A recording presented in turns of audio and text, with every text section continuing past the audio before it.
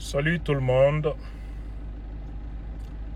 Ce message s'adresse particulièrement aux acteurs de la transition.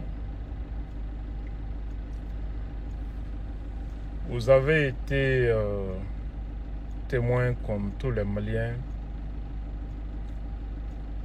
de sorties médiatiques du Premier ministre et ses communicants ces derniers temps,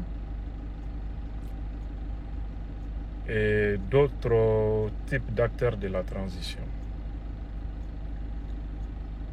On semble également assister à une campagne de communication nuisible contre le président de la transition, le colonel Assimi Goïta. Beaucoup de gens semblent avoir compris les enjeux de ces messages péjoratifs lancés contre le président de la transition. Ça ne m'empêche pas, en tant que citoyen, en tant que journaliste analyste, de dire ce que moi j'en pense personnellement. Monsieur le Président de la transition et tous les autres acteurs, sachez, je sais que vous le savez déjà, qu'il pourrait y avoir un complot contre les institutions au regard de ce qu'on attend sur les médias. Je ne le dis pas au hasard. Je sais que vendredi passé, au moment où les Maliens étaient occupés à suivre le match Mali-Guinée-Bissau, l'inquiétude régnait au sein de certains milliers à Bamako. Et pour cause. Fort heureusement. Mais ce n'est pas l'objectif de cette communication. Je sais que pour renverser une institution, la désinformation joue un rôle extrêmement important. C'est un préalable non négociable. Et Dieu sait qu'aujourd'hui, il y a une véritable campagne de désinformation contre le pouvoir de transition. Ça crève les yeux. Monsieur le Président, je retiens deux aspects dans ces campagnes de communication contre vous particulièrement. On parle d'une affaire de mœurs. On parle de jeunes filles influentes qui auraient bénéficié des faveurs de votre part et d'autres types de désinformations du genre. Sans compter les désinformations de corruption et d'incompétence contre vous.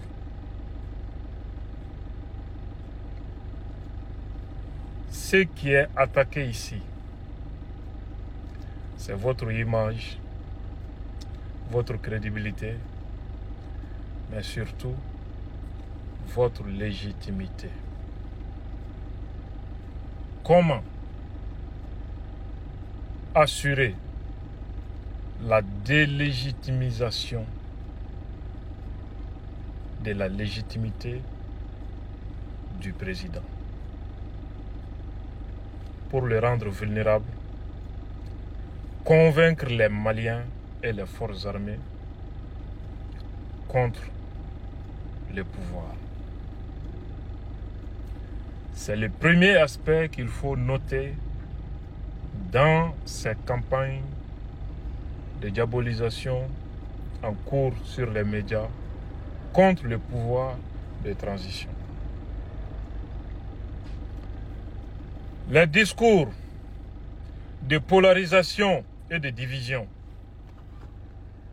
sont aussi à relever dans les messages des communicants qui sont affiliés à un acteur important de la transition. De nature à donner l'impression d'une division au sommet du pouvoir, surtout entre les acteurs militaires, qui est extrêmement dangereux, Monsieur le Président. Toutes ces communications visent à semer la confusion. Dans un deuxième temps, à, comment dirais-je, justifier la prise du pouvoir par la force. Et à réduire la résistance au coup d'État. Voilà les trois objectifs de ces campagnes de communication. Le troisième aspect que je retiens dans cette campagne de communication, que je n'avais pas prévu au départ, n'est autre chose que la mobilisation des forces armées. Pour pousser les Maliens à un coup d'État contre Moussa Traoré, ils ont fait des désinformations sur sa femme, disant qu'elle a volé l'or pour aller conserver ça dans un pays étranger. C'est de nature à choquer les Maliens, mais surtout les forces armées. Pour pousser les Maliens contre Ibeka, ils ont choisi de prendre comme prétexte son fils. Et aujourd'hui, pousser les Maliens contre le président Assimi, puisque sa famille n'est pas impliquée, il parle de certaines femmes, il crée un lien fictif entre ces dernières et le président pour choquer les Maliens. Mais les informations qu'ils disent, telle femme a reçu des centaines de millions de logements de la part du président, etc., telle autre faveur. Ils cherchent à choquer les Maliens directement, mais posez-vous la question, quel est l'effet d'une telle communication sur l'armée, sur les militaires?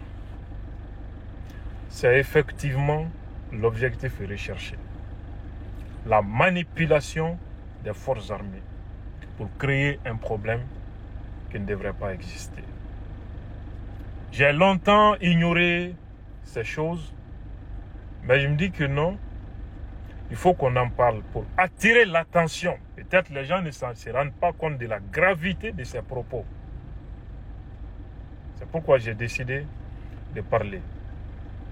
Que Dieu préserve le Mali et les Maliens. Que Dieu inspire positivement les uns et les autres. Et qu'enfin nous puissions songer à ces pays qui a tant souffert. Allah Kamali Bassi. Shalom.